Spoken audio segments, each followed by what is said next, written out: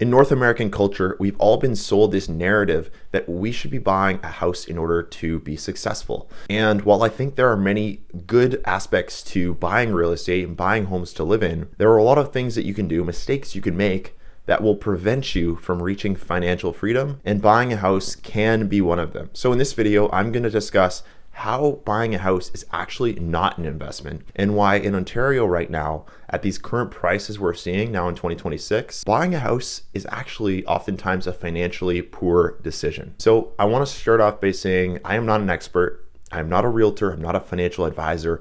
These are just my own opinions, my own thoughts on the market today. That being said, I hope this video sheds a bit of light on the decision to purchase a home and whether that is right for you. So first of all, prices in Ontario.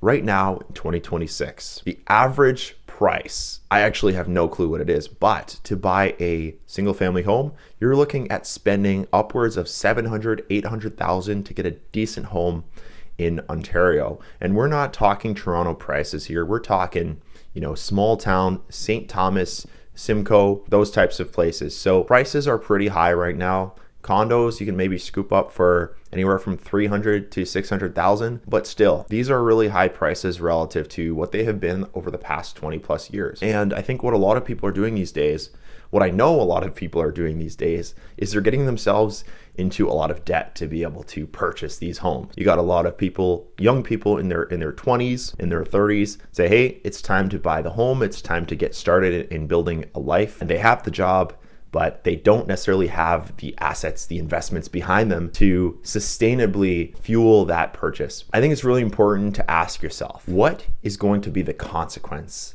of buying a home? Especially at these prices, it's more important than ever before to have a strategic plan. Just because a bank will lend you money doesn't mean you should take it. You really have to look at your own situation, right? It's very specific. So let's say, for example, you got a young couple. Let's say they're both in their late 20s and they're looking to buy a home. So they're first-time home buyers making pretty good money. Let's say that each of them is making $90,000 a year for a total gross household income of around $180,000. They go on realtor.ca or House Sigma and they find a nice house they like for $600,000. Here's the problem. Neither of them have much invested. So they don't have much saved. Maybe they have each $50,000 saved. So they're going to put $100,000 down on this property. They're going to drain their life savings and they're going to be taking out a $550,000 mortgage. Maybe they go to RBC, TD, Scotiabank, whatever. And let's say they get the mortgage at 4 to 5% interest. Most of the payments are going to interest, and they're basically just stuck in this cycle of paying a large portion of their income towards this property. It's not just about the mortgage. It's also about maintenance costs, property taxes, utilities, all of these things involved with owning a home that are oftentimes not considered. So now you've got this couple, they're locked in to this 30-year mortgage. They're making their payments and all is well and good. But the problem is now they've got this massive burden, right? It's very hard to build wealth and to build financial freedom when you're not struggling, but you have payments that you've got to make on a recurring basis. Buying a house can be a very good thing, but you have to be in a good financial position to do so. And again, this couple, while on paper, they're making decent money. They don't have much assets to their name, so they have to take out a very large mortgage to pay for their property. So what if they had maybe waited another 2 years and invested, and then they saved up $300,000, and then they put maybe $250,000 down, and then had $50,000 in the stock market or some other type of liquid investment vehicle? Then they would be maybe in a better financial position. So I know a lot of people in today's society don't really seem to care about financial freedom. They're comfortable with their job and they don't really know what else to do. And so they just keep working and making their payments and working and paying their bills. And there's really no end in sight. There's no goal. There's no plan. It's just work my way up, make more money. And then maybe one day they'll have the nice retirement. But oftentimes this is not really planned from the outset. And that's the problem with buying a large asset such as a home, real estate. People are not thinking ahead. They're thinking very short term. And this is something that I hope that you, after having watched this video, if you haven't already considered this, do consider when making that first purchase. So again, a home is technically an asset, but you are taking on a large debt load typically. The average person is going to be taking on a large mortgage in this market, in this economy. You're really hurting yourself in terms of your long-term investment potential if you're doing that. Now, the argument against that will be, well, my property will increase in value, right, over the years. And while that's great, I think that using your home, your primary residence as an investment is really a stupid idea. And the reason for that is that you're living in that home. You're not able to pay your groceries with the equity in your house unless you take out a line of credit or something along those lines. But then you're getting into even more debt. So buying a house, in my opinion, shouldn't be viewed as an investment, should be viewed as a lifestyle choice. And this is the key differentiating factor, I think, between people who end up becoming wealthy and financially independent and people who end up just paying a house until they retire in their 60s or 70s. Having this mindset of, hey, my house is a place for me to live. It's a place for my family to live, maybe my kids to grow up. It's four walls in a roof. It's not actually an investment vehicle that I'm using to fund my freedom. I really do think that's the best way to look at housing in general. And especially in this economy with prices just insane, paying $4,000 a month into your mortgage and then another, $1,000, $2,000 a month on average in property taxes, maintenance, all these other costs, that's $6,000 a month.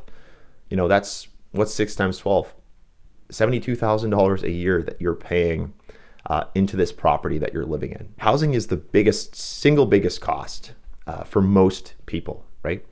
So to me, it makes natural sense that you would want to be very smart and very strategic. So I'm not saying you should live in your parents' basement until you're 35 years old to save money. But what I am saying is that maybe you should save a little more, invest a little more, put yourself, in a really strong financial position so that you're not compromising and sacrificing your future financial freedom because you've got all that debt to pay on a consistent basis while you're working. So that's what I'm trying to do with my life. I'm trying to set myself up so that I can just easily buy a house. In my opinion, now some of you might think I'm crazy, but I don't think you should think about buying a property unless you have that amount of money. So say I'm going to buy a $550,000 property. I wouldn't look to buy that unless I had $650,000 basically in cash. And again, I think a lot of people will kind of roll their eyes at that and say, Lucas, you're crazy. Like, I'm not going to wait until I have that much invested. That's going to take years. That's going to take decades. But if you do learn how to make more money, how to save and invest and be strategic with your finances, it can be a lot more achievable than you might think. Instead of looking to pull the trigger on a home from a position of weakness and a position of, hey, I'm going to be paying this off for the next 30 years. It's fine. I'll just work my job and live my life. Everybody who's successful has a house.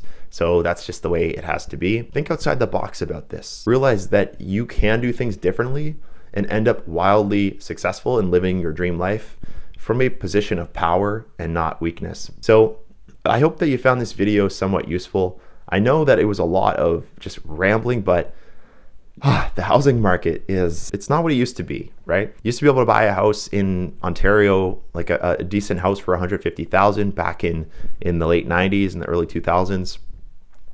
It's not like that anymore. I'm near Toronto, not super close, but fairly close to Toronto. And yeah, prices have gone up so much. Yes, the market has been going down a little in the past, year or two, but ultimately prices are still quite inflated, in my opinion, at least. You got to make the numbers make sense. Again, put yourself in a very strong position before you even consider purchasing. I think that's going to save you a lot of stress, a lot of hassle, and really allow you to achieve your financial goals much faster. So I hope you enjoyed this video. Hope you got some value from it. If you did, I would really appreciate it if you hit that like button. We're trying to monetize this channel as soon as possible. And in order to do that, I need to hit 1,000 subscribers. And I believe it's 4,000 watch hours in the past 12 months. So if we can do that, share with your friends, leave a comment. I want to hear what you guys have to say, and I'll see you in the next video. Cheers.